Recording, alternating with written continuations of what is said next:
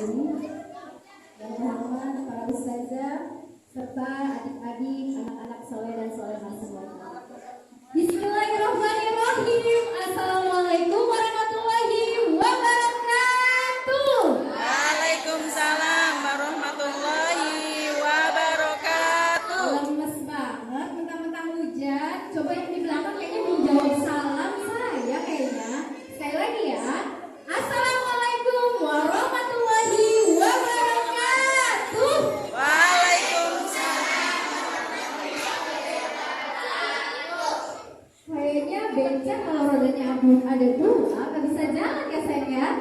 Berarti harus satu lagi salamnya biar lengkap. Yuk sekali lagi. Assalamualaikum warahmatullahi wabarakatuh.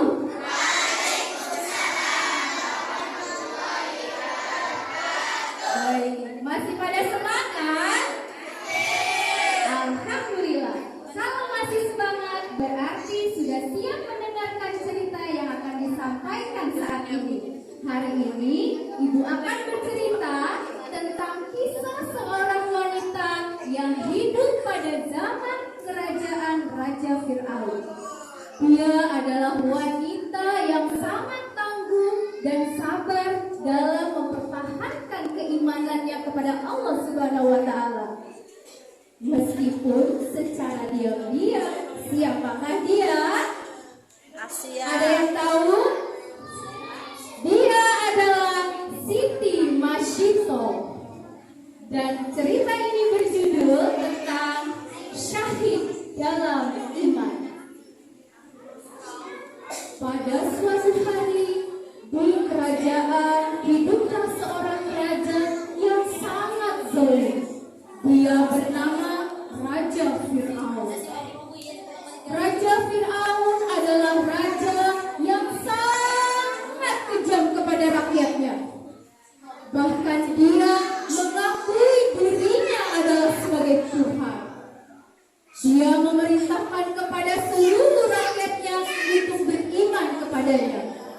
Barang siapa yang tidak beriman kepadanya, maka ganjarannya adalah kematian.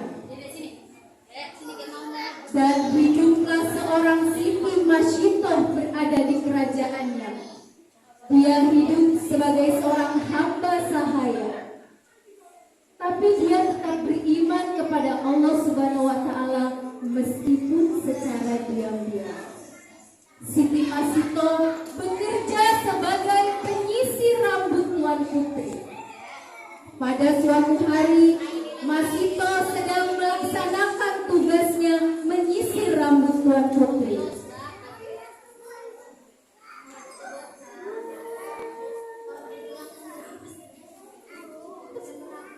Allah, tiba-tiba sisirnya terjatuh dan dia berkata Allah. Sontak saja membuat sang putri terkejut. Masito, siapa itu Allah? Apakah yang kau maksud itu adalah ayahku? Maaf Tuan Putri, bukan.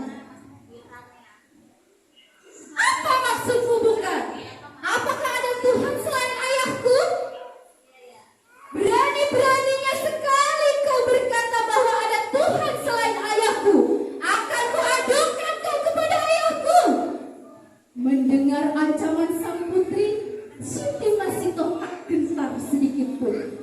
Dia tetap mempertahankan keimanan kepada Allah Subhanahu wa taala.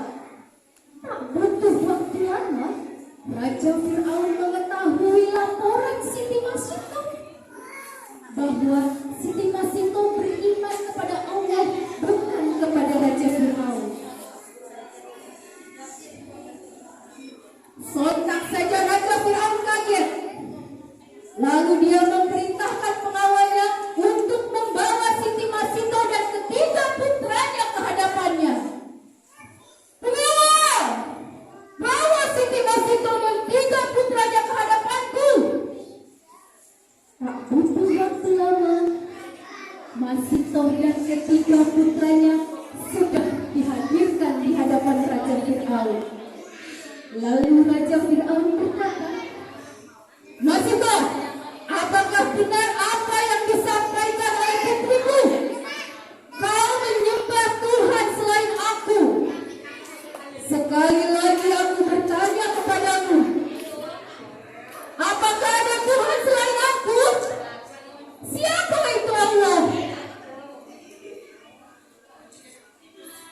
Maaf Raja, Allah adalah Tuhanku, Tuhan yang menciptakanku. Hei! Berani sekali kau berkata begitu. Aku adalah Tuhanmu. Akuilah aku sebagai Tuhanmu. Kalau kau tidak beriman kepadaku, maka akan kuhukum kau dan anak-anakmu.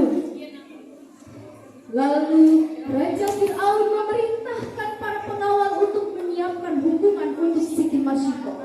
Pengawal, siapkan wajan yang berisi air panas. Akan kugoreng Siti Masihko dan ketiga putranya. Tak butuh waktu lama, pengawal menyiapkan wajan yang berisi minyak panas. Kemudian untuk meyakinkannya, Raja Fir'aun bertanya kembali. Hei Masihko, aku bertanya sekali lagi, apakah ada Tuhan selain aku? La ilaha illallah, tiada Tuhan selain Allah. Pengawal, lemparkan anak pertama Masihko ke dalam wajan yang berisikan minyak panas. Lalu pengawal melemparkan anak pertama Siti Masihko ke dalam wajan yang berisi air panas. Seketika hanguslah tubuh anak Masihko. Lalu sang raja bertanya kembali untuk yang kedua kalinya, tapi Masihko tetap teguh pada pendiriannya dan tetap berkata bahwa Allah adalah Tuhanku. Pengawal, lemparkan anak kedua Masihko lagi. Lalu pengawal melemparkan lagi anak kedua Masihko ke dalam wajan yang berisikan air panas. Minyak panas yang menggorak dan menggerogoti tubuh anak Masihko. Kedua anaknya sudah hangus digoreng oleh wajan yang berisikan minyak panas. Seketika itu, hati siapa yang tak sakit menyaksikan putra tercintanya digoreng, tubuhnya hilang, hangus. Lalu Masihko sedikit goyah, hatinya sedikit goyah. Lalu atas izin Allah, putra ketiga Masihko yang masih bayi bisa bicara. Lalu bayi itu berkata, Ibu, kau tidak usah khawatir. Apa yang kau lakukan itu benar. Sesungguhnya siksa dunia tidaklah ada apa-apanya dibandingkan siksa di akhirat kelak. Mendengar ucapan sang bayi, Siti Masihko kembali teguh pendiriannya. Lalu dia berkata, Allahu Akbar, la ilaha illallah, tiada Tuhan selain Allah. Pengawal, lemparkan Siti Masihko dan ketiga putranya ke dalam wajan yang berisikan minyak panas.